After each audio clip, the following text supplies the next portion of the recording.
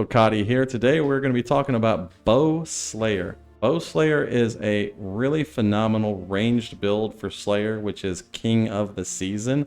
As requested, we have gone ahead and recorded some boss fights for you to view so we can see this build in action. Check it out.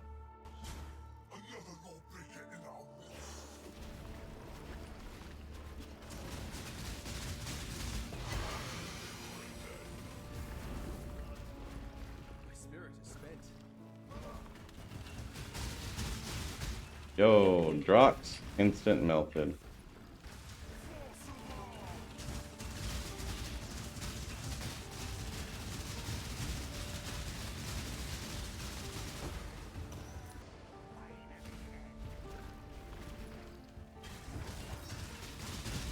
Oh, Hazim, get the fuck out of here. Appreciate you.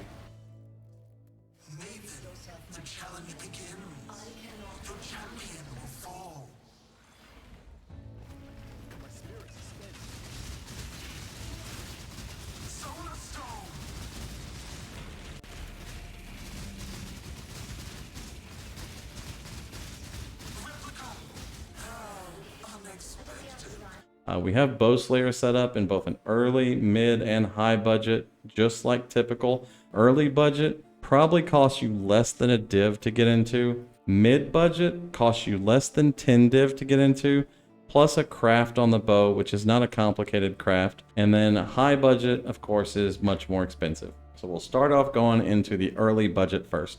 Items are straightforward. We are using a Hope Shredder, which is just a cheap, unique bow that you can grab. We're using a cheap quiver. You can find these for a couple chaos. We're using a cheap helmet. You could craft this or find this. Some lamellar armor here, some wyvern scale gauntlets, cheap dark ray vectors, a cheap carnage heart, an amethyst ring with some useful stats on it, a taming that you can pick up for 5 to 10C, a belt with some useful stats on it, and I left you plenty of room on the belt to get your resistances fixed in case you don't get good rolls on your resistances on your previous gear. We are using granite, silver, jade, and amethyst flasks, and then we're filling our jewel slots with just useful jewels. Whatever you would like to put here. These are some attack speed, max life jewels. Maybe you want some corrupted blood immunity.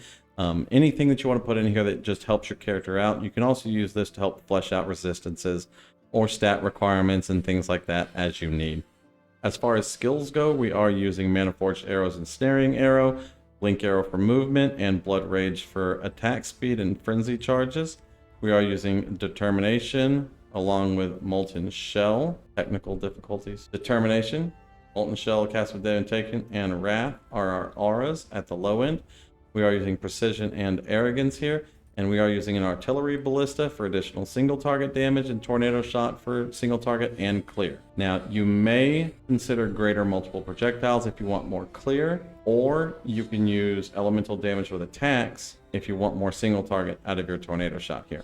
The playstyle here is pretty straightforward. You clear with Tornado Shot, you drop Artillery Ballistas, then you use the Focus Fire from the Artillery Ballista to trigger Artillery Ballistas every time you attack. And so very, very simple playstyle here, nothing complicated going on in our skills. Now, as far as our passive tree, we are going for all of the typical Slayer stuff. We're going with Precise Technique first. We're going for some bow damage, some mana reservation, some frenzy charges, some defenses, some life, some more damage. And more specifically, we are going for Charge Mastery here. Now, in the first entry-level portion of the build, if you don't want to use Charge Mastery for maintaining your endurance charges, you don't have to. Instead, we can just go ahead and use damage for endurance and frenzy charge. But in the later parts of the builds, it will be very critical that you have Charge Mastery here.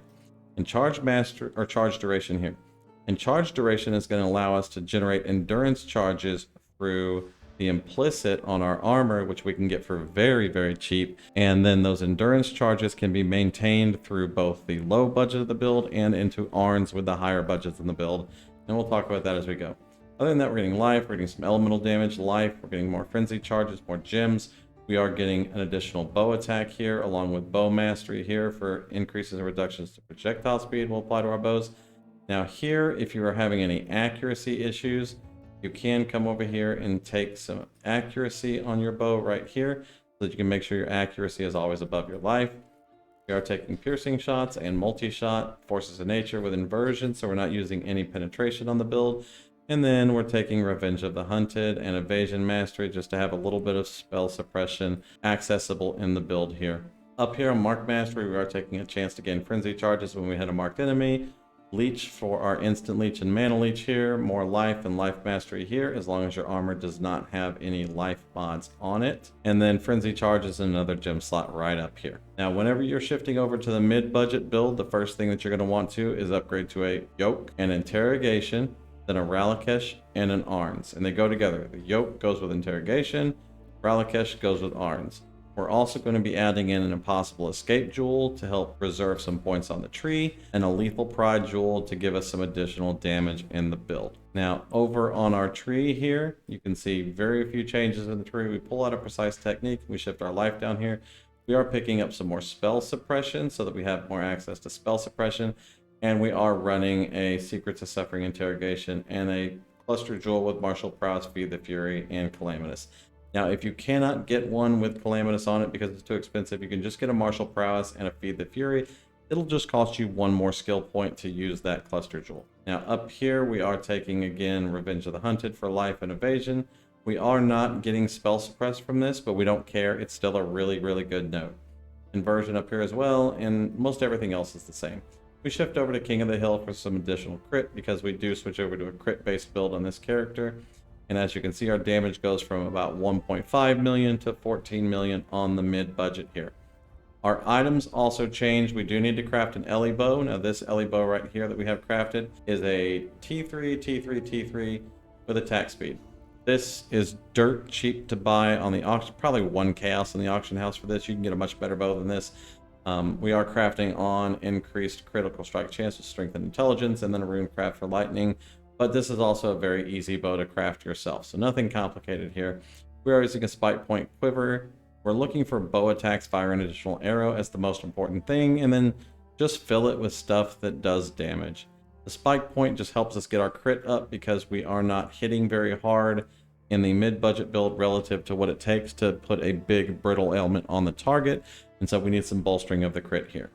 Now our helmet, we're just getting accuracy, defenses, resistances, nothing complicated. Armor is just evasion, armor rating. If we can get the physical damage reduction, that's awesome, but we really want to focus on getting more spell suppression here. We're getting some Wyvern Scale Gauntlets. Most important is that we do get a Rage on hit implicit from Searing Exarch, and then we're just looking for life, armor, resistances. These are not complicated items.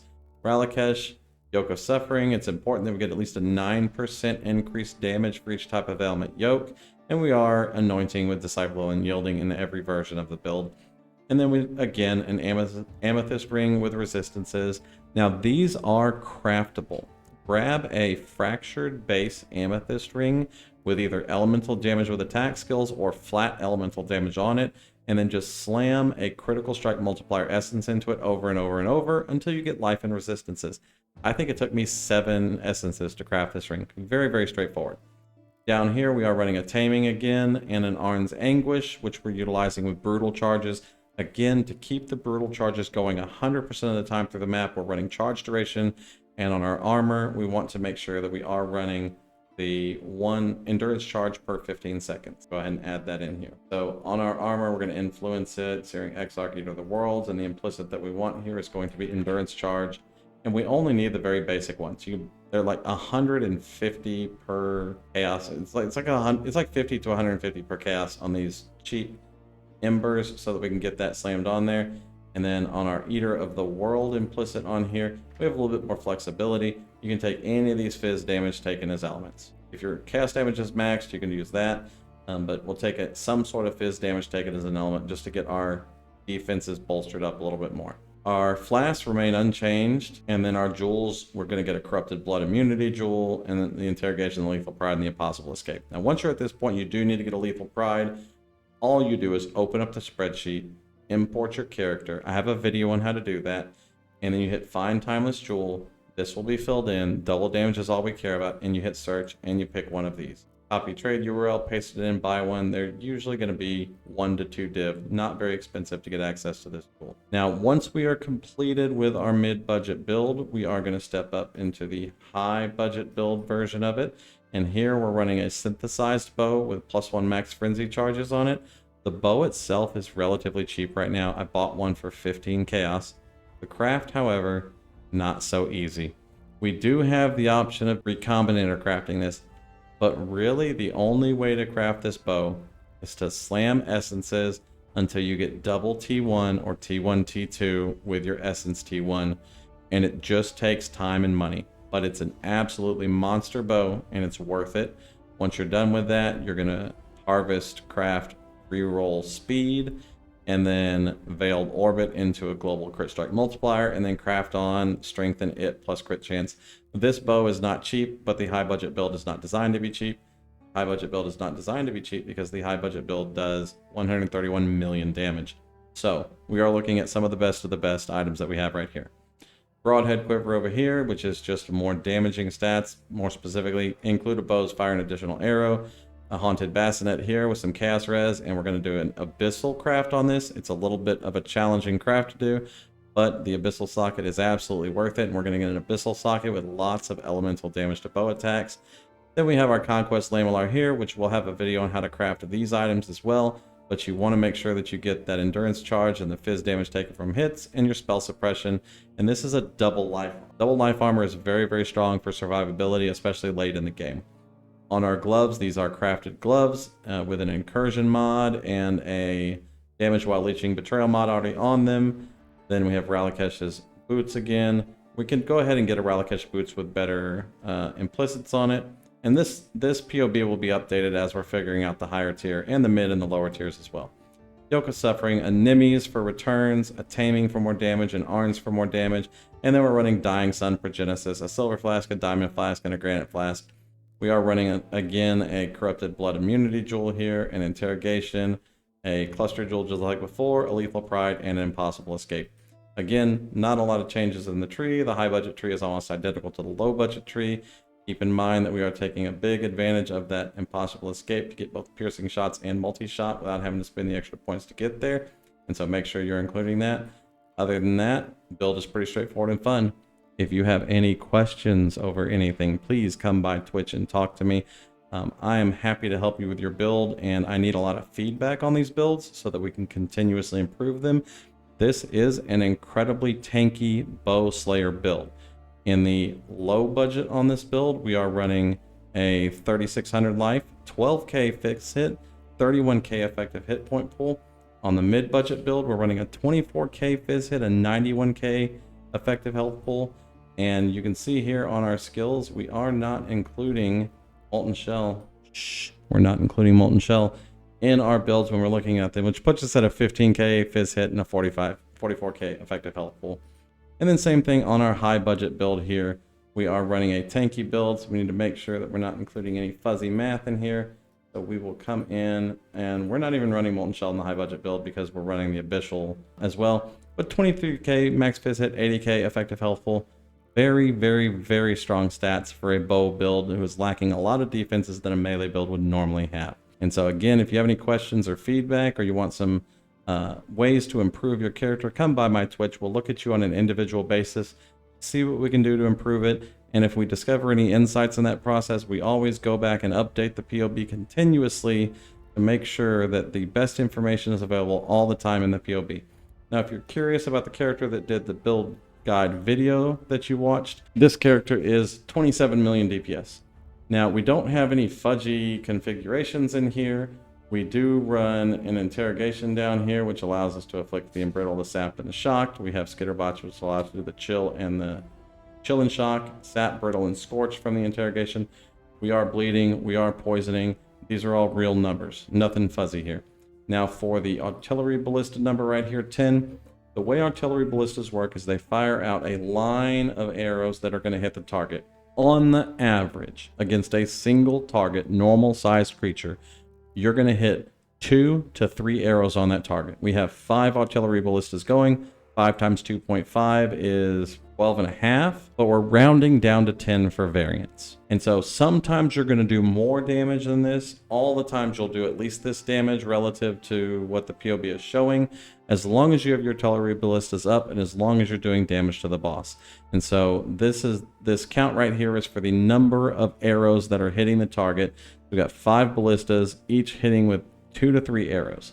Now, you can get a little bit more coverage out of Artillery Ballista with more AoE and a more guaranteed overlap of 3, but I don't think that's worth it in the long run. So we're just kind of hedging on the downside of what the damage is going to be doing here, and just counting this as 10 on the mid and the high, and 8 on the low end of the build guides here. The Artillery Ballista, again, is going to be an ability you put down, and it will activate when you are firing your tornado shots out, and so that's how it does damage. So make sure you keep your Artillery Ballistas down all of the time versus a single target. As you can see, we are doing approximately 16 million damage from tornado shot, and then another 8 million damage from the Artillery Ballistas. So don't sleep on the Artillery Ballistas. They are a large portion of your damage. Alright, y'all. Thanks for watching the video. As always, come by Twitch if you have any questions, or check out this video that YouTube thinks you like, or check out our latest upload over there. Peace.